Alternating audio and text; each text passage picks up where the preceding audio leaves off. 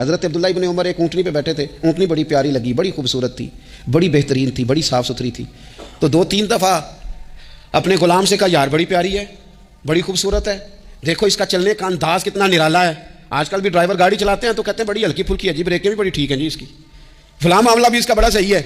وہ اتنی پسند آئی اونٹنی تو اونٹنی سے اترتے ہی فوراً کہنے لگی اس کو نشان لگا کے قربانی کے جانوروں میں چھوڑ دو، یہ زیادہ پیاری ہے، اسے رب کے رستے میں خیرات کریں گے. کیوں؟ ایک باریک نقطہ صوفیاء نے بیان کیا ہے.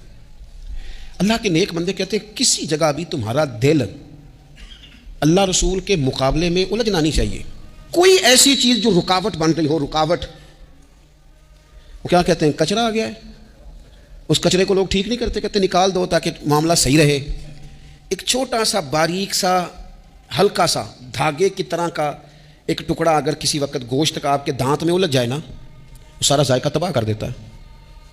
لوگ مختلف چیزیں لے کے خلال کرتے ہیں دانتوں کا تاکہ وہ نکل جائے، کیونکہ ذرا سی بھی چیز اگر کسی جگہ رکاوٹ بن جائے نا، آپ بڑا بہترین کھانا کھا رہے تھے، زبردست غذا آپ کھا رہے تھے، ایک صرف اس میں نا ہلکا سا دانہ ایسا ہے جو سخت تھا، کچرا آ گیا، روڑا آ گیا، تو وہ سارے کھانے کا ذائقہ تباہ کر دیتا ہے.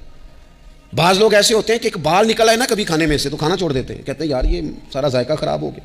ہمارے ساتھ یہ ہوا ہے، یہ تو ہے نا دنیاوی معاملات. اسی طرح کا مسئلہ روحانی زندگی میں ہوتا ہے. کئی دفعہ نا ہم ماننے کو تیار نہیں ہوتے، لیکن ہمارے اوپر دولت کی محبت پوری طرح سوار ہوتی ہے، وہ سجدے میں ذوق آنے نہیں دیتی. شہرت کی محبت پوری طرح سوار ہوتی ہے، وہ درود و سلام کا، ذکر کا، عبادت کا ذائقہ لگنے نہیں دیتی.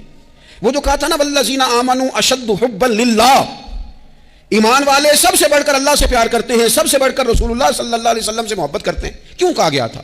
اس لیے کہ ان محبتوں کے مقابلے میں ذرا بھی کوئی اور محبت آتی ہے روحانی ذائقہ خراب کر دیتی ہے. ہمارا دل نہیں لگتا، ہم بور ہوتے ہیں، ہم پریشان ہوتے ہیں. مسئلہ یہ ہے کہ جس دل میں صرف رب رسول کو ہونا چاہیے تھا وہاں شہرت آ گئی ہے، شہرت کی محبت آ گئی ہے، دکھاوا آ گیا ہے، مال آ گیا ہے، کئی قسم کے ہم نے بت معاذ اللہ اکٹھے کر لیے ہیں، اور پھر وہ ساری کیف مستی آئے. یہ کیسے ہو سکتا ہے؟ حضرت عبداللہ ابن عمر رضی اللہ تعالیٰ عنہ کے پاس ایک گدھا تھا. ہم پنجابی میں تو کہا کرتے تھے کہ بڑا ساؤ جانور ہے، بڑا دھیما ہے، بڑا اچھا ہے، سواری بھی کرتے تھے اس پر بوجھ بھی رکھتے تھے، اور بھی کئی کام، جانوروں کا چارہ بھی اس پہ رکھ کے لایا جاتا تھا. بہت سارے لوگ اس کی تعریف کرتے تھے کہ ظاہر ہے اس وقت یہ جانور ہر گھر کی ضرورت ہوتے تھے. لوگوں نے بڑی تعریف کی کہ جناب یہ گدھا بڑا اچھا ہے، بڑا عمدہ ہے. اب بعض چیزیں ایسی ہوتی ہیں جن سے دل لگ جاتا ہے. کچھ نوجوانوں نے گھروں میں بلی رکھی ہوتی ہے، گھوڑا رکھا ہوتا ہے، جانور رکھے ہوتے ہیں، ان کی پوری توجہ انہماک. ہم دیکھتے تھے دیہاتوں میں کہ بزرگ اگر کہیں چلے جاتے تھے سفر پہ تو وہاں سے بھی پیغام بھیجتے تھے کہ گائے کو چارہ ڈالا کہ نہیں، بھینس کو نکالا کہ نہیں، تم نے باڑے سے دھوپ چھاؤں کا خیال کیا کہ نہیں.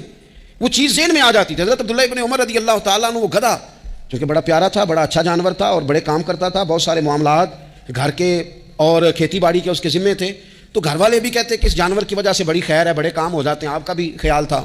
حضرت عبداللہ ابن عمر ایک دن گھوڑے سے نیچے اترے یا اس گدھے سے نیچے اترے تو خادم کو بلا کے کہنے لگے اسے لے جاؤ اور بیچ کے پیسے اللہ کے راستے میں خیرات کر دو. اب وہ خادم کا بھی اس سے دل لگ گیا تھا، جانور گھر میں ہوتا ہے دلچسپی ہو جاتی ہے. کہنے لگا حضور وہ سارا محلہ تو اس کی تعریف کرتا ہے، سارے خاندان والے تو اس جانور سے دلچسپی رکھتے ہیں اور آپ بیچ رہے ہیں. آپ فرمانے لگے جس طرح سب کا دل اس کی طرف ہے نا کہ اچھا جانور ہے، میرا بھی ہو گیا ہے، لیکن میں اپنے دل کو سوائے رب رسول کے کسی اور طرف ہوتا دیکھ نہیں سکتا.